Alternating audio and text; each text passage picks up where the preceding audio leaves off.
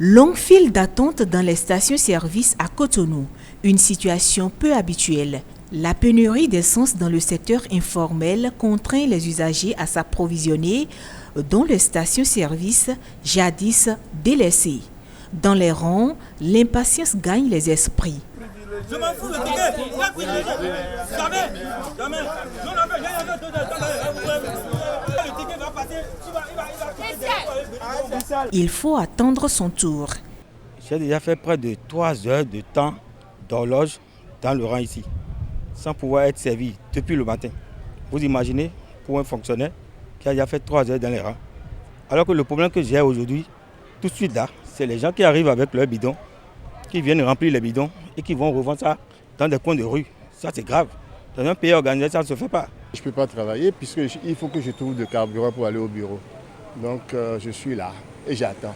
Depuis 112 heures, les usagers ont du mal à s'approvisionner. Dans le secteur informel, le litre d'essence a presque doublé de prix.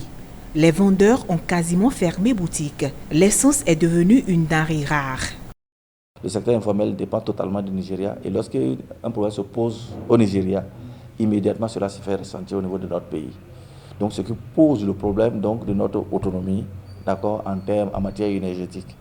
Aujourd'hui, la population nigériane aussi a des problèmes dans ce domaine.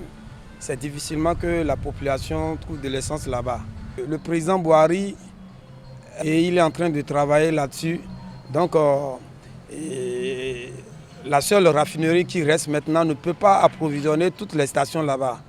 Donc, les stations qui sont au Nigeria ont des problèmes à trouver de l'essence. Donc, c'est ça qui a joué sur nous ici. Pendant ce temps, dans les stations-service de la Sonacop, la situation n'est pas reluisante. Le carburant n'est quasiment pas disponible à la pompe. Les populations s'en désolent. Nous avons une société qui, en principe, devait profiter de cette occasion pour quand même montrer ce qu'elle vaut. Mais malheureusement, ce sont les sociétés privées qui sont en train de travailler et la société nationale ne fout rien. Nous ne pouvons pas fonder le développement de notre économie sur le secteur informel. Parce que si on le fait, c'est les conséquences que nous sommes en train d'observer comme ça. Dans les conditions normales, on tourne dos totalement à nos stations-service. Et quand les difficultés arrivent, alors en ce moment, on sait que cette station-là existe. Alors, si c'est comme ça, comment les stations formelles, la structure formelle va pouvoir se développer? Parce que c'est ça la difficulté. Il ne faut pas attendre simplement la période de crise pour aller vers. La Sonacop a déjà ses problèmes. On ne peut pas le nier. Donc il ne faut pas qu'on s'accroche nécessairement à cela. Il faut régler le problème de la Sonacop.